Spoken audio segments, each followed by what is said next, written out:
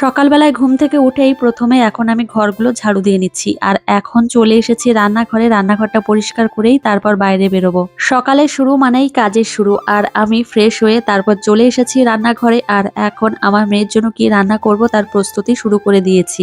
আজ মন চাইলো মেয়েকে সকালবেলায় খিচুড়ি রান্না করে খাওয়াবো আর এদিকে আমি চাল ডাল ধুয়ে নিয়েছি আর পছন্দ মতো সবজি কেটে নিয়েছি। মেয়ের জন্য যখন আমি খিচুড়ি রান্না করি বেশিরভাগ সময় আমি মসুর ডাল দিয়েই রান্না করি, কিন্তু আজ ভাবলাম যে মটর ডাল দিয়ে রান্না করে দিই। তার জন্য আজকে খিচুড়ি আমি মটর ডাল দিয়ে রান্না করছি। আমি প্রত্যেকদিন রাতের বেলায় ভেবে নিই যে সকালবেলায় কি খাওয়াবো, আর গতকালকে রাত্রেবেলায় আমি ভেবে নিয়েছিলাম মেয়েকে খিচুড়ি রান্না করে খাওয়াবো। যাই হোক, আমার মেয়ের সকালের খাবার রান্না করা হয়ে গেছে আর বাড়ির বড়দের জন্য খাবার তৈরি করছি। আর প্রত্যেকদিন সকালবেলায় আমাকে রুটি বানাতেই হবে। আদিশ্রীর খাবার এখন আমি রেডি করছি আর আজকে খিচুড়ি রান্নাটা একটু বেশি টাইট হয়ে গেছে আর আদিশ্রীকে আমি সকালের খাবারটা খাইয়ে দিয়েছি। আদিশ্রী এখন ওর বাপিকে সঙ্গে নিয়ে আমাদের ঘরের পেছনে যে রাস্তা তৈরি হয়েছে সেখানে এখন গাড়ি চালিয়ে বেড়াচ্ছে।